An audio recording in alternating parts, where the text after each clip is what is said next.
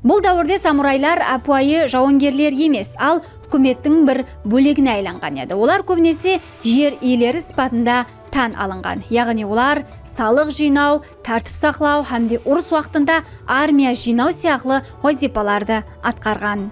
Олар өз қызметлерінің есесіне жер, атақ, абырой һәм қаржылық еркінлікке еріскен. Сондай-ақ оларға берілген жер әулеттен әулетқа мирас болып өтетін болған. Соның үшін олар өздерінің ұстазларына ямаса, даймиоларына садық болған. Самурайлық енді тек жауынгерлік өнері емес, ал социалдық статусқа айланған еді. Олар әскери қызметтің есесіне айлық емес, ал жер түріндегі сыйлық алған.